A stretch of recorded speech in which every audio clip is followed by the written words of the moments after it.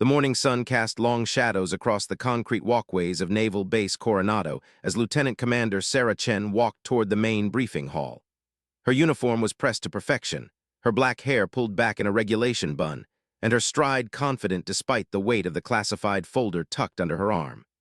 At 34, she had learned to carry herself with quiet authority, though today felt different somehow. The base buzzed with its usual activity. Young sailors hurried between buildings, their conversations mixing with the distant sound of helicopter rotors and the ever-present crash of Pacific waves against the shore. Sarah had been stationed here for 3 weeks now, long enough to recognize the rhythms of the place, but not long enough to feel at home. She paused at the entrance to Building 47, checking her watch. The morning briefing wasn't scheduled to start for another 10 minutes, but Admiral Marcus Reeves had specifically requested she arrive early. The message had been brief and formal, offering no explanation for why the commanding officer of SEAL Team Operations wanted to see her. The hallway inside smelled of fresh coffee and the peculiar mixture of salt air and industrial cleaning products that seemed to permeate every military facility near the ocean. Sarah's footsteps echoed off the polished floors as she made her way toward the briefing room. Through the windows, she could see groups of SEAL candidates running drills on the beach, their instructors barking orders that carried on the morning breeze. Admiral Reeves was already in the briefing room when she arrived, standing with his back to the door as he studied a large map mounted on the wall. He was an imposing figure, even from behind, broad shoulders, silver hair cropped military short, and the kind of bearing that commanded respect without effort. At 58, he had spent over 30 years in the Navy, the last 10 commanding some of the most elite special operations units in the world. "Sir," Sarah announced herself as she stepped through the doorway. Reeves turned slowly, his steel-gray eyes taking in her appearance with the practiced assessment of a career military officer. There was something in his expression that Sarah couldn't quite read, not hostility, exactly, but certainly not warmth. He gestured toward one of the metal chairs arranged around a conference table that dominated the center of the room. "Have a seat, Commander Chen," he said, his voice carrying the flat authority that came with decades of command. "We need to discuss your assignment here." Sarah took the indicated seat, placing her folder on the table in front of her. The room was spartanly furnished but functional, with maps, charts, and operational photos covering most of the available wall space. A coffee maker gurgled quietly in one corner, and fluorescent lights hummed overhead, casting everything in stark institutional brightness. "I've been reviewing your file," Reeves continued, settling into the chair across from her. "It's interesting reading." He opened a thick manila folder and began flipping through pages, his expression neutral but somehow skeptical. Sarah remained silent, waiting. She had learned long ago that in situations like this, it was better to let the other person reveal their intentions first. "MIT graduate," Reeves read aloud. "Advanced degrees in computer science and cryptography, top of your class at Officer Candidate School, exemplary service record with naval intelligence, commendations for work in cyber operations." He looked up at her. "Impressive credentials for someone so young." "Thank you, sir," Sarah replied, though something in his tone suggested the compliment was not entirely sincere. "The question is," Reeves continued, leaning back in his chair, "what exactly brings someone with your background to my domain? This is a special operations base, Commander. We deal with real-world missions, not theoretical computer models or intelligence analysis from the safety of an office." Sarah felt the subtle sting of his words but kept her expression neutral. She had encountered this attitude before, the assumption that because she worked primarily in intelligence and cyber operations, she was somehow less of a warrior than those who carried weapons into direct combat. It was a prejudice she had faced throughout her career, particularly from officers in the special operations community. "I'm here on assignment from Naval Special Warfare Command, sir," she said simply. "The details are classified, but I believe you should have received the authorization codes." "Oh, I received them," Reeves said, his tone growing slightly colder. "What I didn't receive was a clear explanation of why I'm supposed to integrate a desk jockey into active special operations planning." The insult was delivered so casually that it took Sarah a moment to fully process it. Desk jockey. The words hung in the air between them, and she felt a familiar flash of anger that she quickly suppressed. She had worked too hard and come too far to let casual disrespect derail her mission. "Sir, with respect, I believe there may be some misunderstanding about my qualifications, she began carefully. Reeves waved a dismissive hand. I'm sure you're very good at what you do, Commander. Computers, codes, intelligence analysis, all important work. But this is where we train and deploy the most elite warriors in the world. We deal with life and death situations that require split-second decisions and absolute physical courage. He stood up and walked to the window, gazing out at the training facilities beyond. My SEALs have earned their place here through blood, sweat, and sacrifice. They've proven themselves in combat zones around the world. They don't have time to babysit someone who's more comfortable behind a keyboard than behind enemy lines. Sarah felt her jaw tighten, but she forced herself to remain calm. Admiral, I understand your concerns, but I assure you that I'm fully qualified for this assignment. Are you? Reeves turned back to face her, and now there was open skepticism in his expression. Tell me, Commander, when was the last time you were in a real combat situation? When did you last make a decision that meant life or death for American servicemen? The questions hit like physical blows, and Sarah found herself fighting to maintain her composure. She thought of the missions she couldn't discuss, the operations that would never appear in any official record, the teammates who had died while she made exactly those kinds of life-and-death decisions. But all of that was classified at levels that even Admiral Reeves didn't have access to.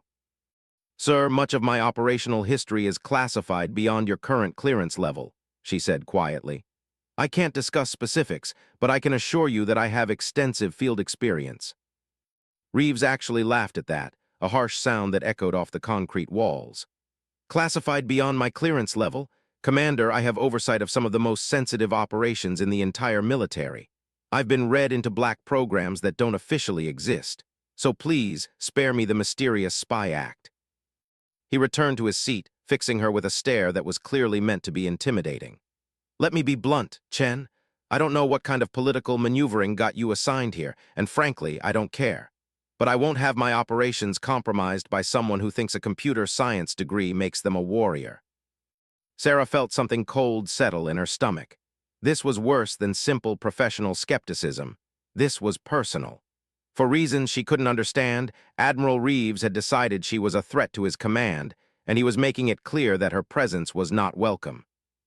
Sir, I didn't ask for this assignment, she said, her voice steady despite the anger building inside her.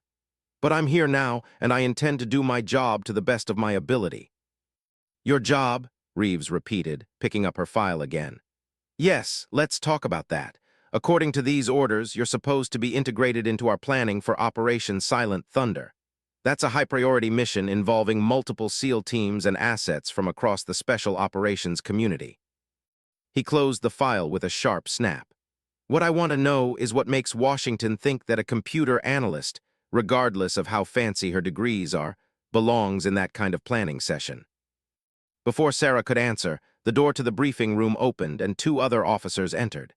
She recognized them from the base directory, Commander Jake Morrison, the executive officer for SEAL operations, and Captain Lisa Rodriguez, the intelligence liaison. Both were accomplished officers with impressive service records, and both looked surprised to see the early meeting in progress.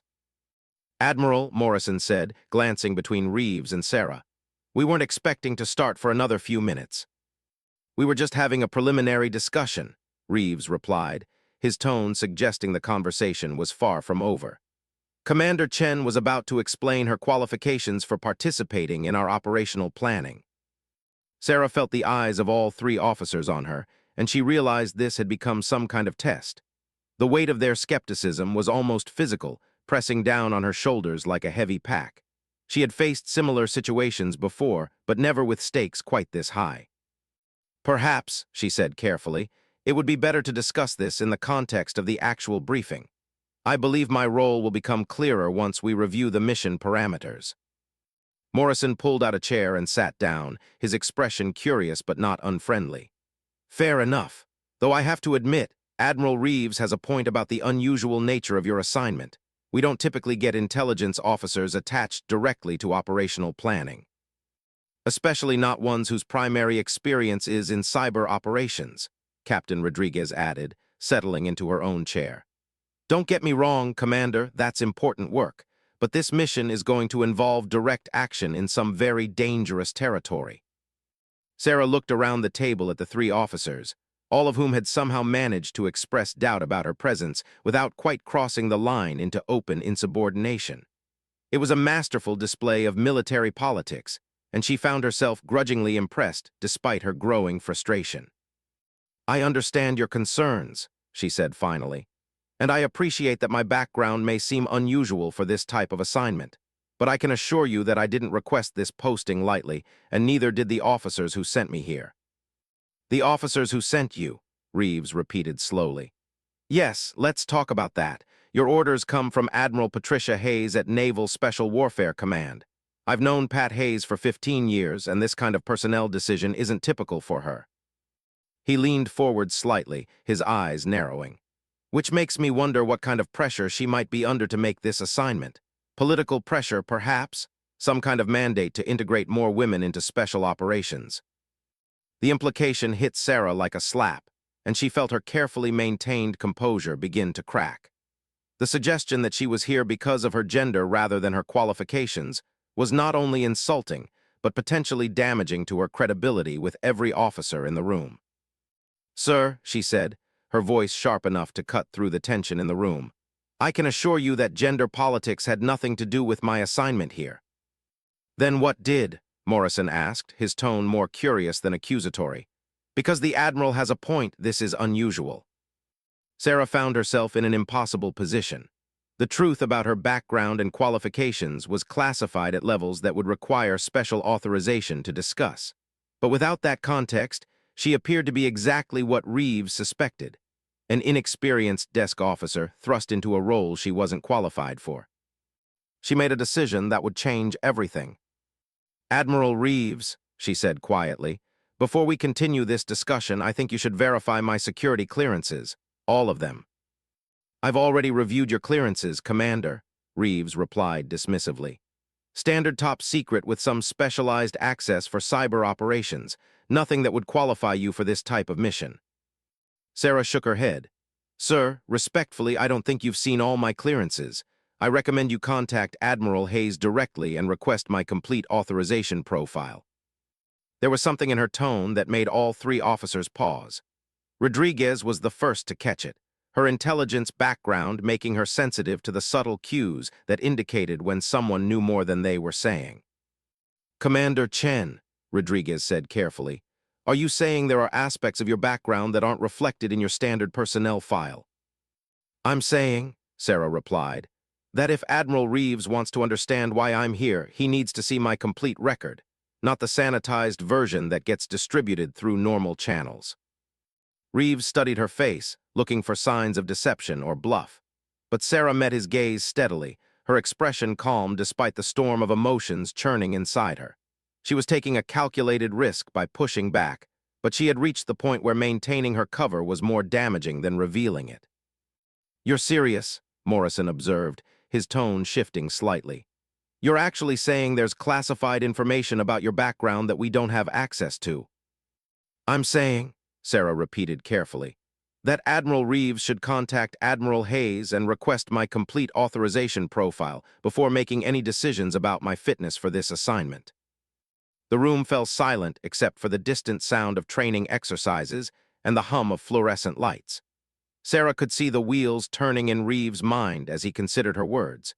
He was experienced enough to recognize when someone was speaking with genuine authority rather than bluffing, and something in her demeanor had clearly given him pause. Finally, he reached for the secure phone on the conference table. "Admiral Hayes' office," he said when the connection was made. "This is Admiral Reeves at Coronado. I need to speak with Admiral Hayes immediately about Commander Sarah Chen's authorization profile." Sarah sat perfectly still as Reeves waited for the call to be transferred. She had just crossed a line that she couldn't uncross, but the alternative was to sit quietly while her reputation and mission were destroyed by ignorance and prejudice. When Hayes came on the line, Reeves activated the speaker function so everyone in the room could hear the conversation. "Marcus," came Admiral Hayes' voice, clear and professional. "I've been expecting your call. I assume you're having questions about Commander Chen's assignment." "That's an understatement, Pat," Reeves replied. "I've got her personnel file in front of me, and frankly, I'm not seeing why you think she belongs on my operational planning team." Marcus, Hayes said with what sounded like barely contained amusement, please tell me you didn't just spend the last hour insulting one of our most valuable assets. The words hung in the air like a challenge, and Sarah saw Reeves' expression shift from skepticism to something that might have been concern. Most valuable assets, Morrison repeated quietly. Admiral Hayes, Reeves said carefully, Commander Chen has suggested that there are aspects of her background not reflected in her standard file. I need to know what I'm dealing with here.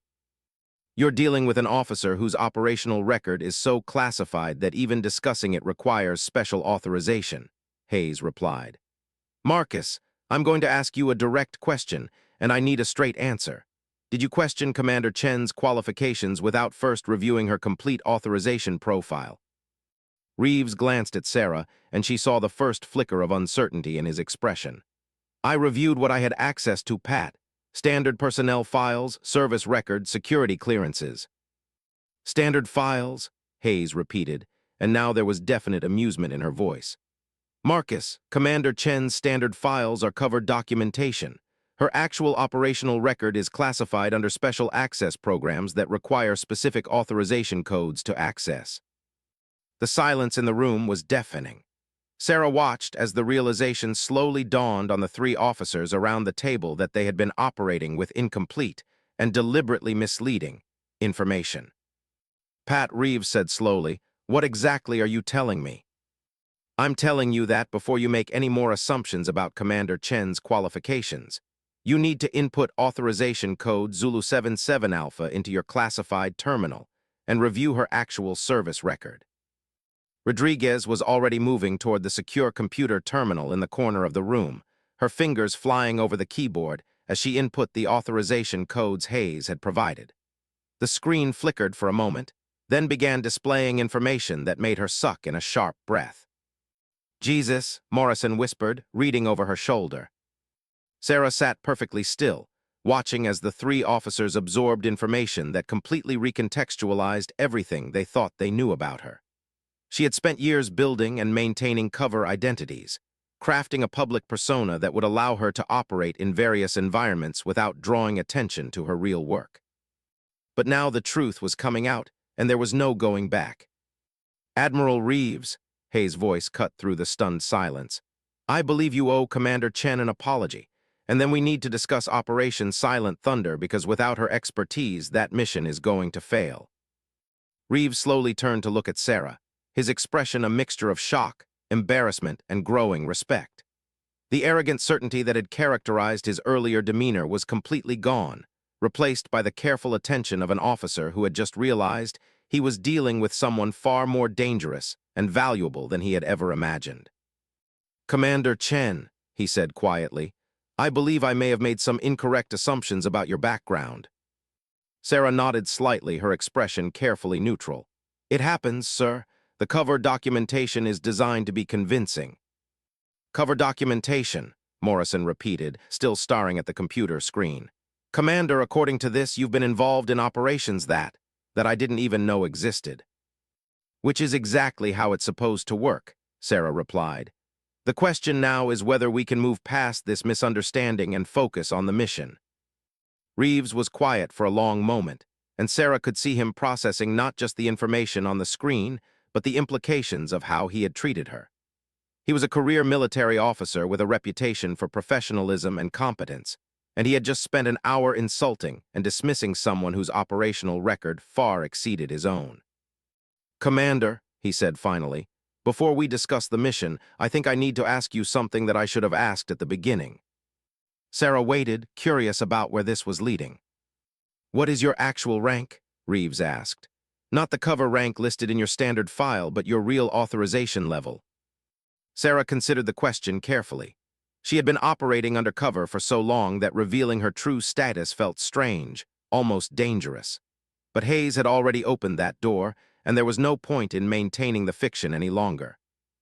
Admiral Reeves, she said quietly, my operational designation is Obsidian Lion. The effect of those words was immediate and electric. Rodriguez actually stepped back from the computer terminal, her face pale. Morrison's jaw dropped open, and Reeves looked like he had just been struck by lightning. Obsidian Lion, Reeves repeated in a whisper. Sarah nodded, watching as the full implications sank in. Obsidian Lion wasn't just a rank. It was a designation reserved for the most elite operatives in the entire military, officers with authorization levels that exceeded even flag rank for specific types of operations. There were perhaps a dozen Obsidian Lion operatives in the entire military, and their existence was known only to a handful of senior commanders. "Sir," Morrison said shakily, "we just spent an hour telling an Obsidian Lion that she wasn't qualified for operational planning." The humiliation and shock on Reeves' face was complete, and Sarah almost felt sorry for him. Almost. But then she remembered the casual dismissal, the assumptions about her gender and qualifications, the suggestion that she was here because of political pressure rather than merit. "Admiral Hayes," Reeves said into the phone, his voice strained, "I think we need to start this conversation over from the beginning." "Yes," Hayes replied, and Sarah could hear the steel in her voice now. "I think that would be appropriate." As the morning sun climbed higher over Naval Base Coronado, Sarah Chen sat quietly in the briefing room and watched three accomplished officers come to terms with the fact that everything they thought they knew about military hierarchy and qualifications had just been turned upside down. The mission briefing was about to begin, but Sarah knew that the real work had already started. Operation Silent Thunder was going to test everyone in that room, but first, they all had to learn to work together despite the dramatic shift in power dynamics that had just occurred. And Admiral Reeves was going to have to learn what it really meant to work with an Obsidian Lion. The secure conference room had been transformed in the 20 minutes it took Admiral Hayes to arrive via helicopter from Naval Special Warfare Command headquarters. Additional computer terminals had been wheeled in. Classified maps were now displayed on wall-mounted screens, and the general atmosphere had shifted from casual morning briefing to high-stakes operational planning. Sarah Chen sat in the same metal chair she had occupied earlier, but everything else about the situation had changed completely. Admiral Reeves now treated her with the careful respect reserved for someone whose authority he couldn't fully comprehend, while Commander Morrison and Captain Rodriguez struggled to reconcile the unassuming woman in front of them with the legendary operational designation she carried. Admiral Patricia Hayes entered the room like a force of nature, her silver hair pulled back severely, and her expression suggesting that someone was about to receive a very unpleasant conversation. At 62, she had spent 4 decades in the Navy, rising through the intelligence ranks to command some of the most sensitive operations in military history. She was also one of only 3 people in the world authorized to deploy Obsidian Lion operatives. "Gentlemen," Hayes said as she took her seat at the head of the conference table, "and Commander Chen, I believe we need to establish some ground rules before we proceed with the operational briefing." Reeves cleared his throat. "Admiral Hayes, I want to apologize for any." Hayes held up a hand, cutting him off. "Marcus, the apology can wait. Right now we have more pressing concerns." She opened a leather portfolio and withdrew a thick file marked with classification stamps that Sarah recognized as requiring special compartmented information clearance. "Operation Silent Thunder is not just another SEAL mission," Hayes began, her tone making it clear that everyone in the room needed to pay very close attention. "It is a joint operation involving multiple agencies and designed to neutralize a threat to national security that most people would find difficult to believe." She activated a wall-mounted screen that displayed a satellite image of what appeared to be an industrial complex surrounded by dense forest. 3 weeks ago, our intelligence assets identified a facility operating in the mountains of eastern Oregon that should not exist. According to all official records, this location is a defunct lumber mill that was abandoned in 1987. Sarah studied the image, noting details that immediately raised red flags. The security fencing was too sophisticated for an abandoned facility. The power lines were too heavy for industrial lumber operations, and the vehicle tracks around the complex suggested far more activity than any legitimate business would generate in such a remote location. "In reality," Hayes continued, "this facility is housing a research operation conducted by a group calling itself the Prometheus Foundation. They've been developing weapons technology using stolen military research and selling that technology to the highest bidder." Morrison leaned forward in his chair. "What kind of weapons technology?" "The kind that could shift the balance of power in several ongoing conflicts around the world. Hayes replied grimly. Advanced cyber warfare tools, next-generation explosives, and most concerning of all, prototype directed energy weapons that could neutralize everything from individual soldiers to entire aircraft squadrons. The room fell silent as the implications sank in. Rodriguez was the first to speak. How did they get access to that kind of research data? That's where Commander Chen comes in, Hayes said, turning to look directly at Sarah.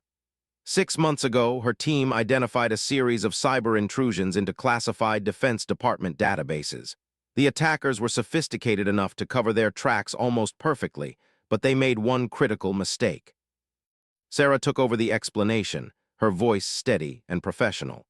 They attempted to access historical data about a project I had worked on 3 years earlier. The access patterns were subtle, but they triggered a security protocol I had embedded in the system specifically to detect that kind of intrusion. You set a trap, Reeves said, his tone suggesting he was beginning to understand the scope of what he was dealing with. Multiple traps, actually, Sarah replied. Once we identified the intrusion vector, my team was able to trace the attacks back to their source and begin monitoring their operations. We've been watching them for 6 months, gathering intelligence and documenting their activities. Hayes reactivated the wall screen, this time displaying organizational charts and photographs of individuals Sarah recognized from months of surveillance. The Prometheus Foundation is led by Dr. Marcus Kellner, a former Defense Department researcher who was dismissed 3 years ago for attempting to sell classified information to foreign nationals. Sarah felt a familiar tightness in her chest at the sight of Kellner's photograph. She had been part of the original investigation that exposed his treasonous activities, though her role in that operation remained classified. Kellner's dismissal had been quiet and bureaucratic, designed to avoid the public scandal that would have resulted from a full prosecution. Apparently, that had been a mistake. Kellner has assembled a team of approximately 40 researchers and technicians, along with a security force of former military personnel, Hayes continued. They've been using the stolen Defense Department research to develop weapons systems that they've already begun selling to terrorist organizations and hostile foreign governments. Morrison whistled softly. How much damage are we talking about? Potentially catastrophic, Hayes replied. The cyber warfare tools alone could cripple civilian infrastructure across the entire United States. The directed energy weapons could render our aircraft and missile defense systems obsolete overnight. Sarah watched the faces around the table as the full scope of the threat became clear. These were experienced military officers who had dealt with serious security challenges throughout their careers, but even they seemed shaken by the implications of what Hayes was describing. The mission, Hayes continued, is to neutralize the Prometheus Foundation completely, destroy their research, eliminate their leadership, and recover any weapons systems that have already been completed. Rules of engagement? Reeves asked. Extremely simple, Hayes replied. No survivors among the leadership team. The researchers and technicians will be detained for interrogation, but anyone directly involved in selling weapons to terrorist organizations is to be considered an enemy combatant. The room was quiet for a moment as everyone processed the severity of the situation. Sarah had been involved in similar operations before, but she never got used to the weight of decisions that would determine who lived and who died. Admiral Hayes, Rodriguez said carefully, this sounds like a job for a full special operations task force. Why is this being handled by a single SEAL team? Because, Hayes replied, the Prometheus Foundation facility is not just a research complex. It's also a fortress designed by people who understand exactly how military special operations work. She activated a new set of images that showed detailed surveillance photos of the facility's defenses. Sarah had reviewed these images dozens of times, but seeing them displayed on the wall screen made their sophistication even more impressive. Automated defense systems with facial recognition capabilities, Hayes explained, pointing to various installations around the complex. Multiple layers of electronic countermeasures designed to defeat military communications and navigation systems. Underground bunkers that could withstand direct hits from cruise missiles. And most problematic of all, Sarah added, the entire facility is designed to be operated remotely if necessary. If they detect an incoming attack, they can evacuate the key personnel and destroy all the research data from off-site locations. Morrison studied the images with the practiced eye of an officer who had planned and executed numerous direct action missions. So we can't use overwhelming force without risking the destruction of everything we're trying to recover. Exactly, Hayes confirmed. This mission requires surgical precision and perfect operational security. Any mistake that alerts them to our presence will result in the complete destruction of everything we need to recover. Reeves was quiet for a long moment, staring at the surveillance images as he considered the tactical challenges they represented. Finally, he looked up at Sarah. "Commander Chen, what's your recommendation for infiltration and assault?" The question was asked with a respect that had been completely absent from their earlier conversation, and Sarah appreciated the professional courtesy even as she recognized the impossible complexity of the mission they were discussing. "The only way to penetrate their defenses without triggering a general alarm," she said, "is to convince their security systems that we belong there. Which means we need to duplicate their access credentials, infiltrate their communications networks, and neutralize their leadership before they realize what's happening." "A cyber attack combined with physical infiltration," Rodriguez observed. "That's why you're here." Sarah nodded. "The plan requires someone who can operate both in cyberspace and in the field, someone who understands their security systems well enough to defeat them and is qualified for direct action against armed opposition." "And that someone is you," Morrison said. It wasn't quite a question, but there was still a note of uncertainty in his voice. Sarah looked around the table at the three officers who, an hour earlier, had been questioning her qualifications for this assignment. Now they were beginning to understand that she wasn't just qualified, she was essential. "Obsidian Lion operatives are selected for exactly this type of mission," she said simply. "We're trained to operate independently in environments where traditional military structures and support systems don't exist." "How many people know about your real background?" Reeves asked. "Including everyone in this room? 15 people worldwide," Sarah replied.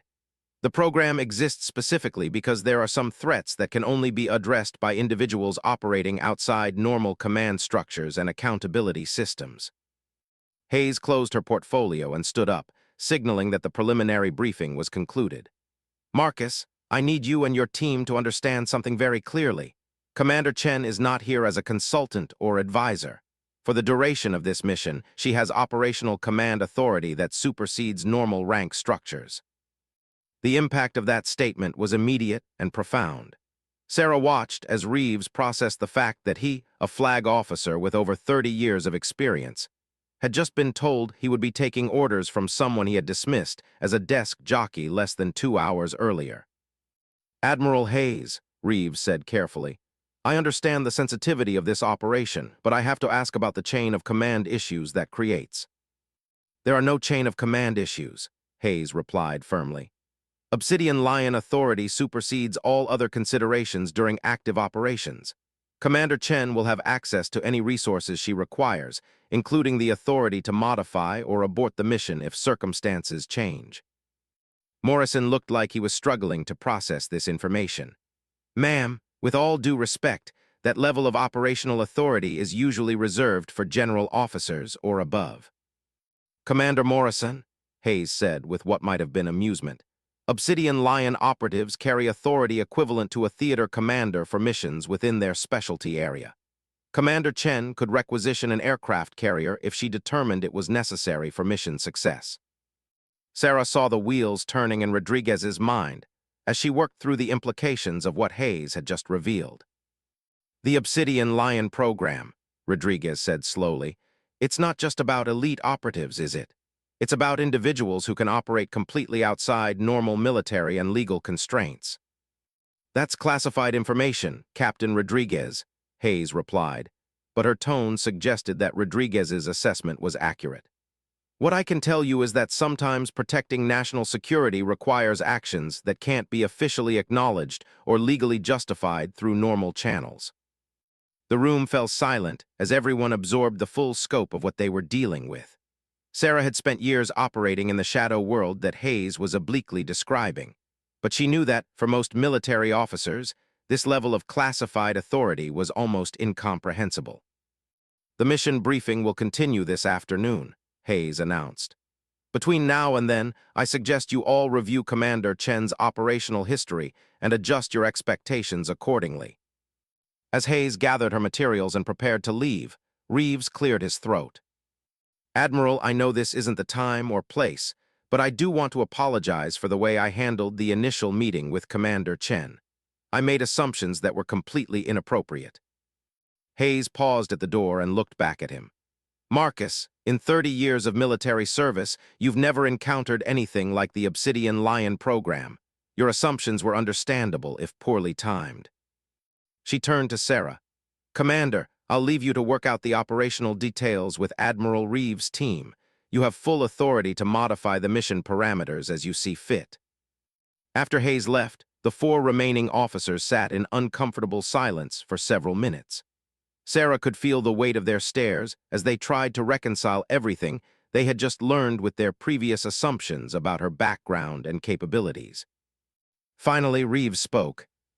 "Commander Chen, I think we need to start over from the beginning, and this time I promise to listen more carefully to what you have to say." Sarah nodded, appreciating the gesture even though she knew it would take time to rebuild the professional relationship that had been damaged by their initial encounter. "Admiral, the most important thing you need to understand is that this mission is unlike anything your teams have encountered before," she began. "The Prometheus Foundation isn't just a group of rogue scientists. They're a sophisticated organization with resources, intelligence, and security capabilities that rival some nation-states. Which is why we need someone with your particular skill set," Morrison observed. "Exactly. But it's also why the mission is going to require a level of operational flexibility that traditional military planning doesn't accommodate. We may need to modify our approach multiple times based on real-time intelligence, and we won't have the luxury of seeking approval from higher headquarters." Rodriguez leaned forward in her chair. "How much modification are we talking about? Are we still discussing a direct action mission, or could this evolve into something else entirely?" Sarah considered the question carefully. The truth was that missions involving Obsidian Lion operatives frequently evolved in unpredictable ways, often requiring actions that would be difficult to explain or justify through normal channels. "Captain Rodriguez, the primary objective remains the same: neutralize the Prometheus Foundation and recover their research. But the methods we use to achieve that objective may need to change based on circumstances we can't anticipate from our current intelligence. And you have the authority to make those changes without consulting with higher command," Reeves said. It was a statement rather than a question, and Sarah could hear the mix of respect and concern in his voice. "Yes, sir, that's exactly what Obsidian Lion authorization means." The weight of that authority settled over the room like a heavy blanket. Sarah had carried it for years, but she never got used to the isolation that came with making decisions that could affect national security without the safety net of institutional approval. "Commander," Morrison said quietly, "what happens if something goes wrong, if the mission fails, or if there are complications?" Sarah met his gaze directly. "Then I take full responsibility, and everyone else involved receives whatever protection the government can provide. That's part of what Obsidian Lion authority means. The buck stops with me." As the morning turned to afternoon, Sarah Chen sat in the briefing room at Naval Base Coronado and began the process of planning a mission that would test everything she had learned in 10 years of operating in the shadows of national security. But first, she had to learn to trust 3 officers who had spent the morning learning that everything they thought they knew about military authority and hierarchy was more complicated than they had ever imagined. The secure communications center in the basement of Building 47 hummed with electronic activity as Sarah Chen worked her way through layers of classified databases, cross-referencing intelligence reports, and building a comprehensive picture of the Prometheus Foundation's operations. It was 2:30 in the afternoon, and she had been at the computer terminal for nearly 3 hours, her eyes burning from staring at screens filled with data that painted an increasingly disturbing picture of the threat they were facing. Admiral Reeves entered the communications center carrying 2 cups of coffee, a gesture that would have seemed impossible to imagine during their morning encounter. He set one cup next to Sarah's keyboard and took a seat at the adjacent workstation. "Finding anything useful?" he asked, his tone carefully neutral. Sarah accepted the coffee with a grateful nod. "More than I'd like, honestly. The scope of the Prometheus Foundation's operations is larger than we initially thought." She activated a wall-mounted display that showed a network diagram connecting dozens of locations across the United States and several foreign countries. They're not just operating out of the Oregon facility. That's their primary research and development center, but they have distribution networks, financial operations, and communication nodes scattered across multiple continents. Reeves studied the diagram with the practiced eye of an officer who had spent decades analyzing complex military threats. How did they build something this sophisticated without being detected? "By being very careful about compartmentalization and operational security," Sarah replied. "Each node in their network operates independently, with minimal knowledge of the overall structure. Even if we had detected some of their activities earlier, it would have been nearly impossible to recognize the scope of the organization." She zoomed in on a section of the diagram that showed financial transactions flowing through a series of offshore banking networks. They've also been very intelligent about funding. Instead of relying on large payments from a single source, they've built a customer base of smaller clients who purchase specific technologies for specific applications. "Terrorist organizations and hostile governments," Reeves said, reading from the data displayed on his own screen. "Among others," Sarah confirmed. "But they've also been selling to criminal organizations, private military contractors, and even some legitimate defense companies that don't ask too many questions about where their technology comes from." The implications were staggering. The Prometheus Foundation hadn't just stolen military research and developed illegal weapons. They had created an entire shadow economy around the sale of advanced military technology to anyone willing to pay their prices. Commander Morrison entered the communications center as Sarah was pulling up a new set of files, his expression grim. "Commander Chen, we've got a problem," he announced without preamble. "Intelligence just intercepted communications suggesting that the Prometheus Foundation is planning to accelerate their timeline for a major technology transfer." Sarah felt her stomach drop. "What kind of technology transfer?" Morrison activated his own terminal and began displaying intercepts of electronic communications that had been captured by National Security Agency monitoring stations over the past 48 hours. According to these intercepts, they're planning to deliver a complete directed energy weapons system to a client within the next week, he said. "The communications don't identify the client, but the financial details suggest someone with access to significant resources." Sarah stared at the intercepted communications, her mind racing through the implications. A directed energy weapons system in the hands of the wrong people could alter the balance of power in any number of regional conflicts around the world. "Do we have any intelligence about the delivery method?" Reeves asked. "That's where it gets worse," Morrison replied. "The communications reference a domestic handoff, which suggests the client is planning to take possession of the weapons system somewhere within the United States." Sarah felt a chill run down her spine. A weapons system capable of destroying military aircraft being transferred to unknown parties on American soil represented a threat that went far beyond the original mission parameters. "We need to move up our timeline," she said, already beginning to formulate modifications to their operational plan. "If they're planning a delivery within the next week, we can't afford to spend additional time on reconnaissance and preparation." Captain Rodriguez entered the communications center as Sarah was speaking, carrying an armload of classified files and wearing the expression of someone who had just received very bad news.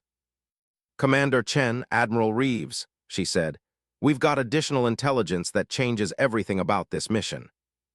She spread the files across a nearby table and began displaying photographs that made Sarah's blood run cold. The images showed the Prometheus Foundation facility in Oregon, but taken from angles and with detail that suggested they had been captured by someone inside the complex. These photographs were taken by an undercover FBI agent who has been infiltrating the Prometheus Foundation for the past 4 months, Rodriguez explained. She managed to transmit them yesterday before her cover was blown.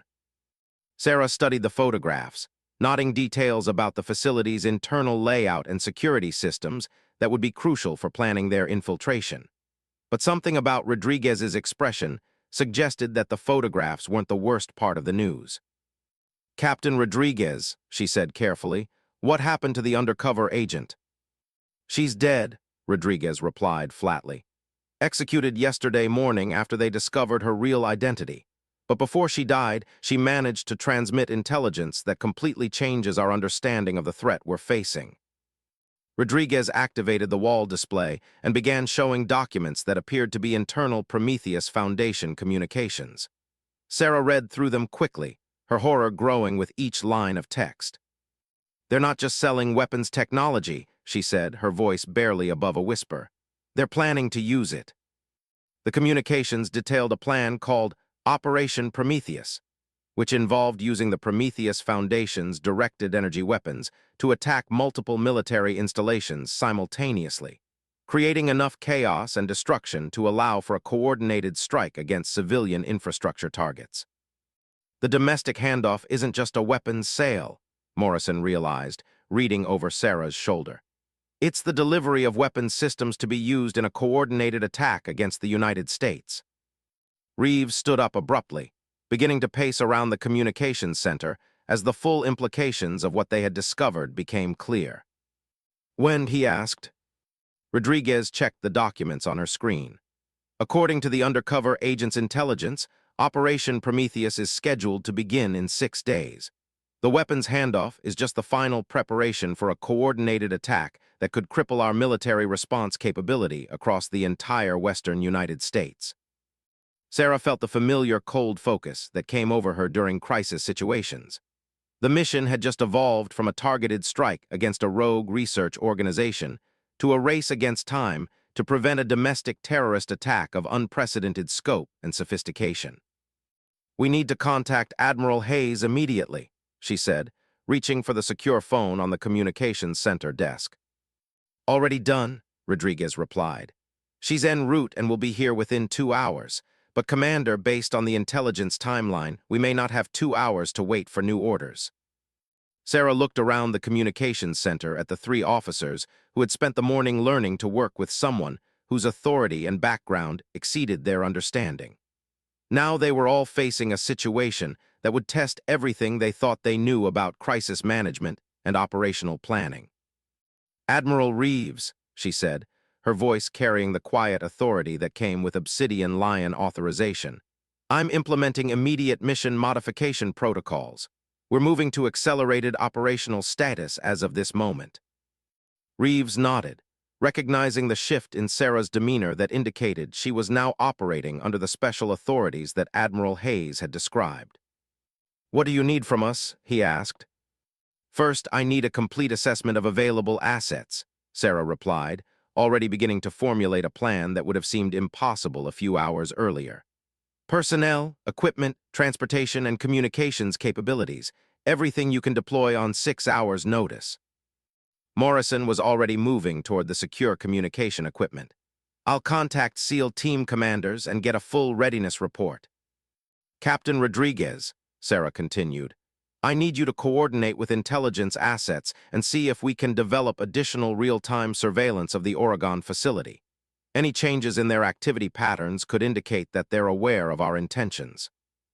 As the 3 officers began implementing her orders, Sarah turned back to the computer terminal and began accessing databases that would allow her to call in resources from across the Special Operations community. The authorities that came with Obsidian Lion designation were about to be tested in ways that would have consequences far beyond this single mission. Her fingers flew across the keyboard as she composed encrypted messages to contacts throughout the government and military establishment. Within minutes, she had requested satellite surveillance, signals intelligence support, tactical air assets, and specialized equipment that would normally require weeks of bureaucratic approval to obtain. The computer terminal chimed softly as confirmation messages began arriving, each one representing resources that were being diverted from other missions and operations to support what was now being classified as a national emergency. Commander Morrison returned from the communications equipment with a grim expression. "Commander Chen, I've got good news and bad news about our available assets. Bad news first, Sarah said without looking up from her terminal. We have exactly 18 SEAL operators available for immediate deployment, along with supporting personnel and equipment. That's significantly less than we would normally deploy for a mission of this scope. And the good news. The 18 we have available are some of the most experienced operators in the entire SEAL community, Morrison replied. If we're going to attempt this mission with limited personnel, these are the people we want. Sarah nodded, still focused on her computer terminal as she continued coordinating resources for the modified mission. Admiral Reeves, she called out, I need to brief you on some operational modifications that are going to seem unusual. Reeves approached her workstation, nodding the classified authorization codes that were appearing on her screen as various government agencies confirmed their support for the mission. Commander, what exactly are you arranging? Assets that don't officially exist for a mission that will never appear in any official records, Sarah replied, finally turning to face him directly. Admiral, what I'm about to tell you is classified at levels that will require you to sign additional security agreements. She gestured toward the wall display, which now showed a real-time satellite view of the Prometheus Foundation facility in Oregon. The image was so detailed that individual vehicles and personnel could be clearly identified. The Obsidian Lion program has access to capabilities that are not available through normal military channels, she explained. Surveillance assets, communication networks, and operational support that exist specifically for situations where normal command structures and accountability systems are insufficient. Reeves studied the satellite image, nodding details that suggested surveillance capabilities far beyond anything he had previously been aware of. Commander, how much of the government's actual capabilities have I never heard of? More than you'd be comfortable knowing, Sarah replied honestly. But right now, that's working in our favor. The resources I'm calling in will allow us to monitor the Prometheus Foundation facility in real time, intercept their communications, and coordinate our attack with precision that would normally be impossible. Captain Rodriguez returned from her coordination efforts with intelligence assets, carrying printouts of intercepted communications that were still warm from the secure printers. Commander Chen, we're getting real-time intercepts of communications from the Oregon facility, she announced. And there's something you need to see immediately. Sarah took the printouts and began reading through communications that had been intercepted within the past hour. Her expression grew increasingly grave as she processed the information. They know, she said quietly. Know what? Morrison asked. They know that we're coming, Sarah replied, holding up the intercepted communications. These are internal Prometheus Foundation messages discussing preparations for probable military response and acceleration of defensive protocols. The room fell silent as everyone absorbed the implications of what Sarah had just revealed. How? Reeves asked. Sarah was already turning back to her computer terminal, her fingers flying across the keyboard as she accessed databases and communication logs that would help her trace the security breach. Someone with access to our operational planning has been feeding information to the Prometheus Foundation, she said, her voice carrying a cold anger that made everyone in the room uncomfortable. Which means we're not just racing against their operational timeline, we're dealing with active sabotage from within our own command structure. As the afternoon sun slanted through the windows of the communications center, Sarah Chen found herself facing a situation that would test everything she had learned in a decade of operating in the shadow world of national security. The mission had evolved from a targeted strike to a race against time to prevent a domestic terrorist attack. And now, she was dealing with the possibility that someone within the military command structure was actively working against them. But she was an Obsidian Lion operative, trained and authorized to operate in exactly these kinds of impossible situations. It was time to find out what that really meant. Part 4, The Hunter Becomes the Hunted. The secure communications center had been transformed into a war room over the past 4 hours. Multiple computer terminals displayed real-time intelligence feeds, satellite imagery updated every few minutes, and communication intercepts that painted an increasingly urgent picture of the situation developing in Oregon. Admiral Hayes had arrived 2 hours earlier, bringing with her additional resources, and the authorization to expand the mission beyond anything originally envisioned. Sarah Chen stood before a wall-mounted display that showed the Prometheus Foundation facility with tactical overlay graphics indicating defensive positions, communication nodes, and potential infiltration routes. But her attention was focused on a smaller screen that displayed something far more disturbing, evidence that someone with high-level security clearances had been systematically compromising their operational planning. The security breach started 3 weeks ago, she explained to the assembled officers. Exactly when I was first assigned to this operation. Admiral Hayes studied the data on Sarah's screen with the practiced eye of someone who had spent decades dealing with intelligence failures and security compromises. "Do we have any indication of who might be responsible?" she asked. "Not yet," Sarah replied, "but the timing and scope of the compromised information suggests someone with access to special compartmented information. The breach is too sophisticated to be accidental and too precise to be the work of an amateur." Commander Morrison looked up from his own terminal, where he had been reviewing personnel files and security logs. "Commander Chen, I've been analyzing access logs for everyone who's been read into this operation," he said. "There are only 12 people with the necessary clearances and access to the specific information that's been compromised." 12 people, Admiral Hayes repeated grimly. "Any of whom could be feeding information to a terrorist organization that's planning to attack the United States." Sarah felt the familiar weight of operational responsibility settling on her shoulders. Identifying security breaches and dealing with internal threats was exactly the kind of situation that Obsidian Lion operatives were trained to handle, but it was never easy to suspect colleagues and fellow officers of treason. "Admiral Hayes," she said, "I'm requesting authorization to implement counterintelligence protocols." Hayes nodded. "Granted, what do you need?" "I need to isolate our operational planning from normal command channels," Sarah replied. "From this point forward, information about this mission doesn't leave this room unless I personally authorize it." Admiral Reeves looked uncomfortable with the implications of what Sarah was proposing. "Commander, that means cutting off communication with our higher headquarters and operating without institutional oversight," he said. "That's a significant deviation from normal operational procedures." "Admiral Reeves," Sarah replied, "normal operational procedures assume that we can trust our own command structure. In this case, that assumption has proven false." She activated a new display that showed communication patterns between various military installations and government agencies over the past 3 weeks. "The security breach isn't just about this mission," she continued. "Someone has been systematically accessing classified information about multiple special operations across the entire Defense Department. The Prometheus Foundation operation is just one target among many."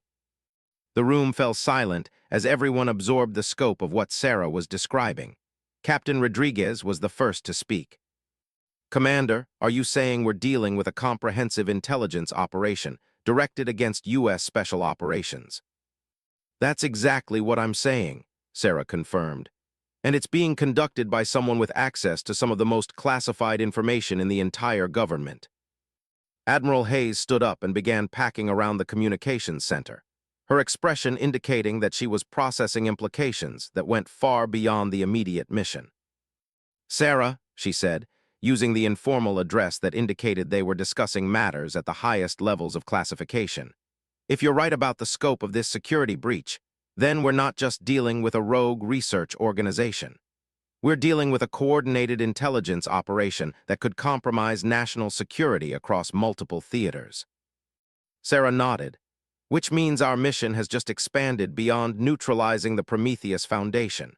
We need to identify and eliminate the security breach before it compromises additional operations." "How?" Morrison asked. Sarah turned to her computer terminal and began accessing databases that required authorization codes she had hoped never to use. "By using resources that don't officially exist and conducting operations that will never appear in any government record," she replied. She activated a communication channel that connected directly to a facility that none of the other officers in the room had ever heard of. "Raven Base, this is Obsidian Lion 1, she said into the secure microphone. I need immediate deployment of a hunter team for domestic counterintelligence operations. The response came back within seconds. Obsidian Lion 1, Raven Base. Hunter Team Delta is available for immediate deployment. What are your mission parameters? Sarah looked around the room at the faces of officers who were learning about capabilities they had never imagined existed within their own government. Hunter Team Delta, mission parameters are as follows. Identify and neutralize a high-level security breach affecting multiple special operations. Target has access to special compartmented information and is actively collaborating with hostile organizations. Authorization level is terminal. Understood, Obsidian Lion 1. Hunter Team Delta will be on station in 4 hours. Do you require additional support assets? Negative, Raven Base. Obsidian Lion 1 out. Sarah ended the communication and turned to face the stunned expressions of her colleagues. Admiral Hayes, Reeves said carefully, what exactly did Commander Chen just authorize? Hayes looked at Sarah for a moment before responding. She just authorized the deployment of a counterintelligence team that operates outside all normal legal and military constraints. They have authority to investigate, detain, and if necessary, eliminate individuals who pose threats to national security. Eliminate, Morrison repeated. The security breach we're dealing with has already resulted in the death of an undercover FBI agent and is threatening a mission that could prevent a domestic terrorist attack, Sarah said quietly. Terminal authorization means that Hunter Team Delta has the authority to use any means necessary to stop the threat. The weight of that statement settled over the room like a heavy blanket. Rodriguez was the first to find her voice. Commander Chen, are you talking about assassination? I'm talking about protecting national security using methods that are authorized at levels above anything you've previously encountered, Sarah replied. The Obsidian Lion program exists specifically because there are some threats that cannot be addressed through normal legal or military channels. Admiral Hayes checked her watch and then activated the secure communication system to contact her headquarters. I need to brief the Secretary of Defense about the expanded scope of this operation, she announced. The authorization for domestic counterintelligence operations requires notification at the highest levels of government. As Hayes began her communication with Washington, Sarah turned her attention back to the intelligence analysis that would guide both the original mission against the Prometheus Foundation and the new counterintelligence operation. Admiral Reeves, she said, I need you and your team to understand something very clearly. The mission we're conducting is now operating under authorities that supersede normal command structures and legal constraints. What does that mean for us? Morrison asked.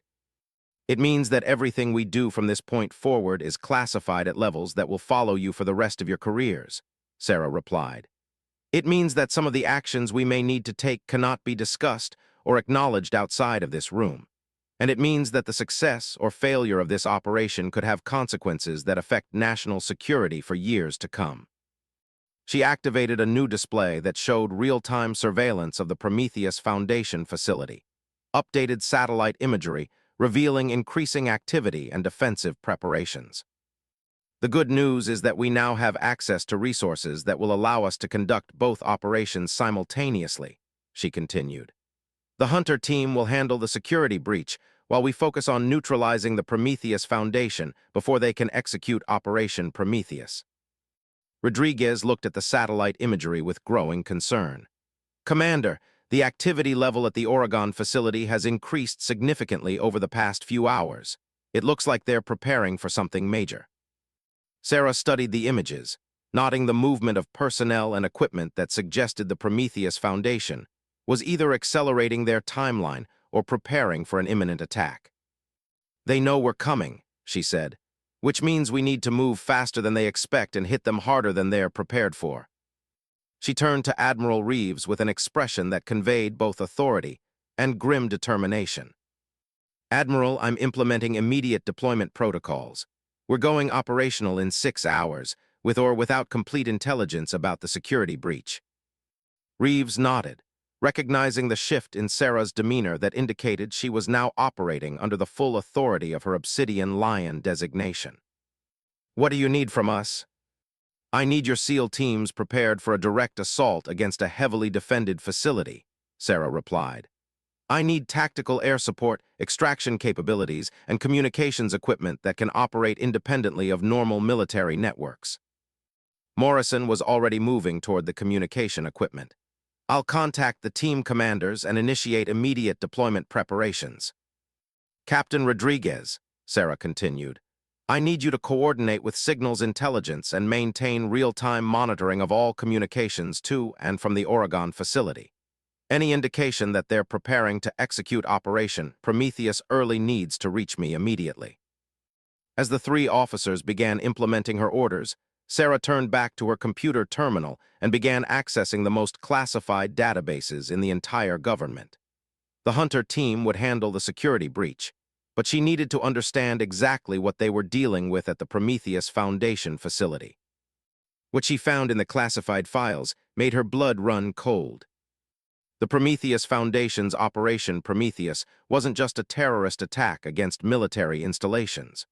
According to intelligence that had been classified at the highest levels, it was the opening phase of a coordinated campaign designed to destabilize the entire U.S. government. The directed energy weapons were just the beginning. The Prometheus Foundation had been developing capabilities that could cripple civilian infrastructure, disrupt military communications, and create enough chaos to allow for follow-on attacks that could potentially topple the government. And according to the intelligence timeline, Operation Prometheus was scheduled to begin in less than 24 hours. Sarah stared at the classified information on her screen and realized that she was looking at evidence of the most sophisticated domestic terrorist threat in American history. The Prometheus Foundation wasn't just a rogue research organization. It was the operational arm of a conspiracy that reached into the highest levels of government and military command. Admiral Hayes returned from her communication with Washington, her expression indicating that she had received authorization for actions that she hoped would never be necessary. Sarah, she said quietly, you have terminal authorization for both operations. The Secretary of Defense has personally authorized any actions you deem necessary to protect national security. Sarah nodded, understanding the weight of what Hayes had just told her.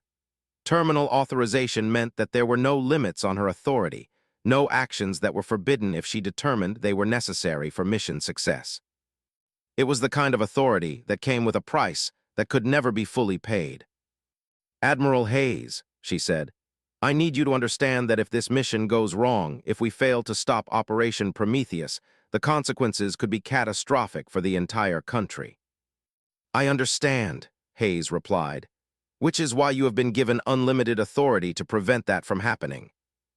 As evening descended over Naval Base Coronado, Sarah Chen stood in the communications center and prepared to launch two simultaneous operations that would test the limits of everything she had learned about operating in the shadow world of national security.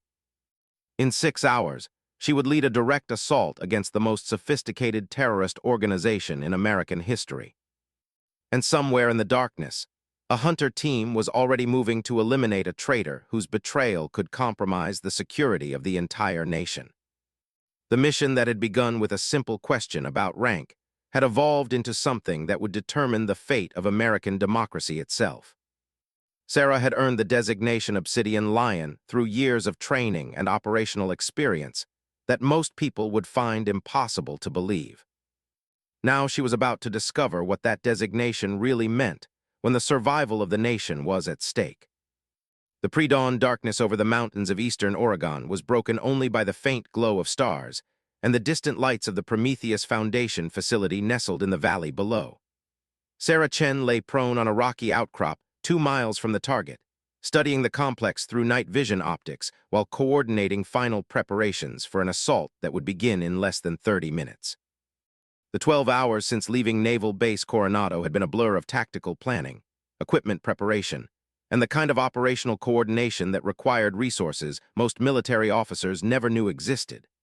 Sarah had deployed with a team of 18 SEAL operators, supported by assets that included satellite surveillance, signals intelligence, tactical air support, and a Hunter team that was simultaneously conducting counterintelligence operations 3,000 miles away. Raven 1, this is Obsidian Lion, Sarah spoke quietly into her tactical radio. Status report on Hunter team operations.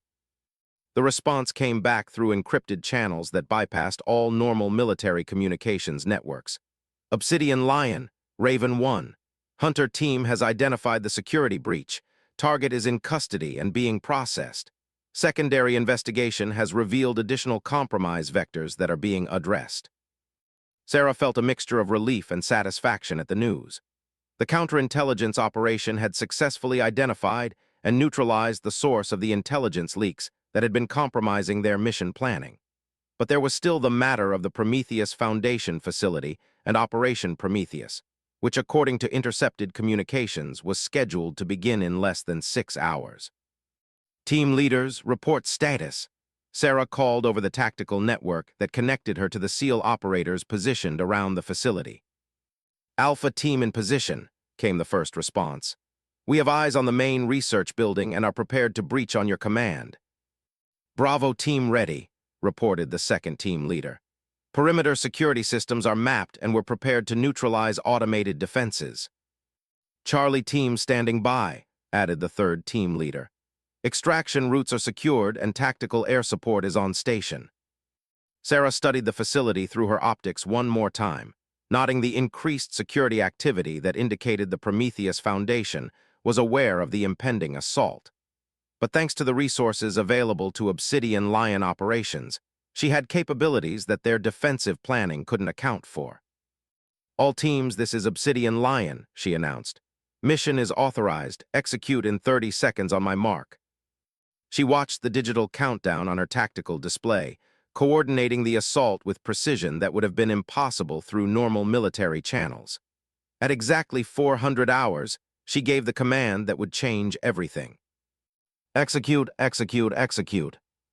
The attack began with surgical precision. Bravo team used advanced electronic warfare equipment to blind the facility's automated defense systems, creating a window of invisibility that allowed Alpha and Charlie teams to breach the perimeter without triggering general alarms. Sarah moved with Alpha team toward the main research building, her movements fluid and confident despite the weight of specialized equipment she carried. The Prometheus Foundation facility was larger and more sophisticated than even their best intelligence had indicated. Underground levels connected the surface buildings in a complex that extended deep into the mountainside, protected by security systems that represented some of the most advanced defensive technology Sarah had ever encountered. But Obsidian Lion operations had access to countermeasures that were specifically designed to defeat exactly this kind of sophisticated defense network. Alpha team, we have multiple hostiles in the main research building, reported the team leader as they moved through corridors that looked more like a high-tech laboratory than a terrorist facility. Sarah checked her tactical display, which showed the real-time positions of all friendly and hostile forces throughout the complex. The Prometheus Foundation security personnel were well-trained and well-equipped, but they were facing operators with training and equipment that exceeded anything in their experience. Bravo team, report on the underground levels, Sarah called as she moved through the research building, documenting equipment and technology that would need to be either captured or destroyed. Underground complex is extensive, came the reply. We've located what appears to be the main computer center and several laboratories with equipment that matches the directed energy weapons descriptions from our intelligence. Sarah reached the main computer center just as Bravo team was securing the area. The facility was even more sophisticated than she had imagined, with computing power and research equipment that rivaled anything in government installations. But what she found in the computer files made her realize that everything they thought they knew about the Prometheus Foundation was incomplete. All teams, this is Obsidian Lion, she announced over the tactical network. I'm downloading the complete computer files from the main system. What I'm finding here indicates that Operation Prometheus is just one component of a much larger conspiracy.